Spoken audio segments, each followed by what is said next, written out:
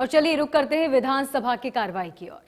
70 था एक दिन का, उसमें भी एक बड़े भाई आदरणीय मंत्री जी से भी मैंने पूछा था, दो बैठे हैं, मेरे साथ व्यक्तिगत रूप से बड़ा लाड है दोनों के साथ में। और आज फिर मैं पूछता हूं, अभी बड़े भाई आदरणीय हरविंद्र कल्याण जी, बड़ा उन्होंने अच्छे किसान हैं, पुराना अपना इतिहास बताया और खुद बताया क्या क्या उन्होंने किसानी का वो किया है।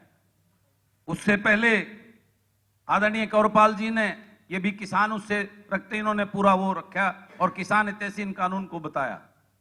भाई जेपी जी ने, बड़े भाई आदरणीय कृषि मंत्री जी ने पूरे विस्तार से और कृषि मंत्री होने के नाते इन कानून पे पूरा अपना विवरण रखा। और अभी गुप्ता जी, डॉक्टर कमल गुप्ता जी ने तो कमाल ही कर दिया कि सारे कानून वही जानते हैं, आप सब हम जानते ही नहीं। मैं सबसे आपसे हाथ जोड़कर एक निवेदन और एक सवाल पूछता हूं और मैं आपको वादा करता हूं। एक मिनट कुंडू जी, एक मिनट बलराज जी, हाँ जी, समय 1 घंटे के लिए और बढ़ाया जाता है। धन्यवाद जी, धन्यवाद।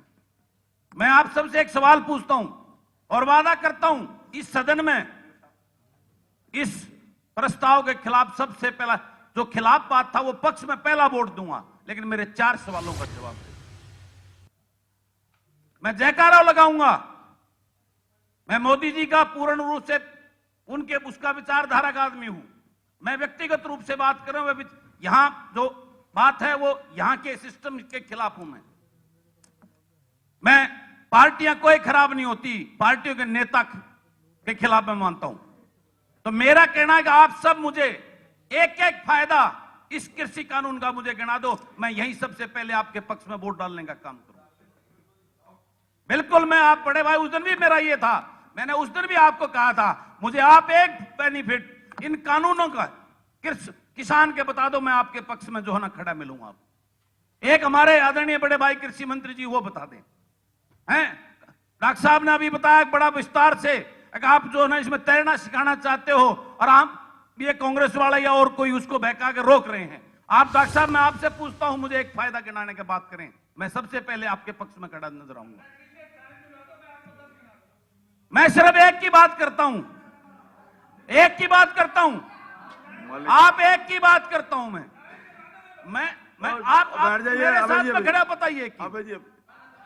वो बाद में बता देना जब ये खत्म हो, सत्र के बाद। तो मेरा कहने का मतलब है, जिस प्रकार से ये, एक मिनट थी, किसान के नाम पर ये राजनीतिक खिलवाड़ बंद होना चाहिए। ये राजनीति नहीं होनी चाहिए। ये कहीं ऐसा ना हो जिस प्रकार से वो एसवाईएल नहर एक मुद्दा बनकर सिर्फ चुनावी वोट लेने के लिए मुद्दा बन जाए।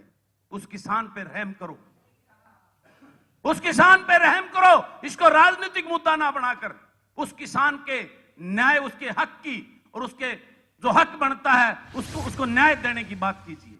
मेरा यह निवेदन है आप सबसे, क्योंकि इस प्रकार की राजनीति आप उसके पक्ष में बोलते रहेंगे, बहुत सारे साथी अपनी एसीआर बढ़ाने के लिए उसके पक्ष में बोलते रहेंगे, उनको यह तक नहीं पता कि इसमें क्या लिखा है क्या नहीं, जान पूछ के अपने नंबर बढ़ाने के लिए, अपने आकाओं को खुश करने के लिए यहां बोल रहे हैं। मुझे इस बात का भी पता है, लेकिन मैं आपसे हाथ जोड़कर निवेदन करता हूं, इस मुद्दे को, किसान के इस मुद्दे को राजनीतिक मुद्दा ना बनाकर, एक अभी आपने बहुत अच्छी बात आदरणीय कंवरपाल जी ने, शिक्षा मंत्री जी ने कही थी, संवाद से समाधान निकलता है।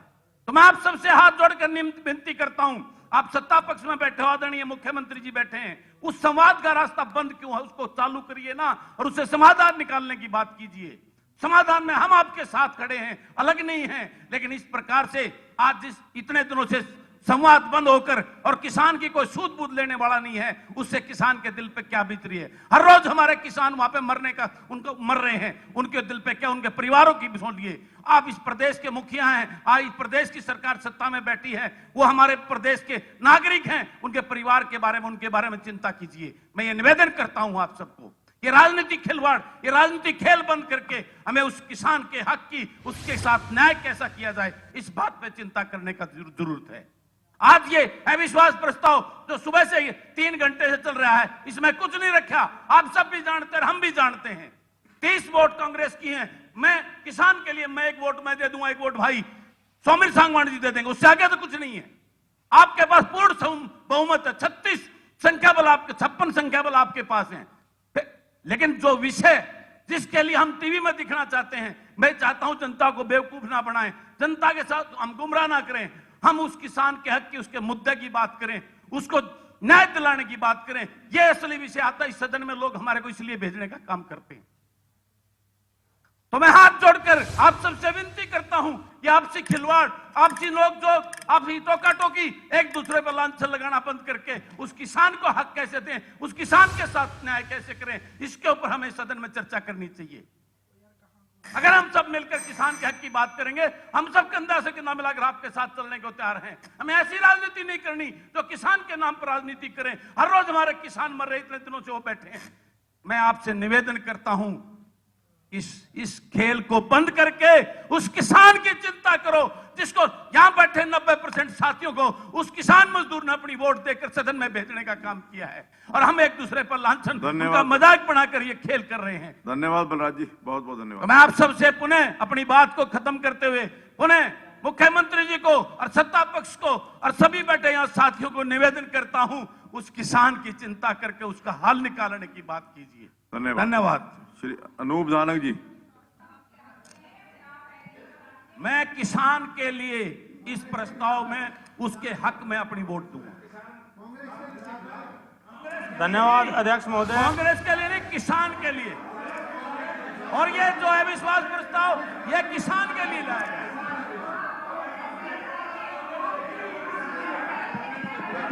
बैठ जाइए। धन्यवाद अध्यक्ष महोदय।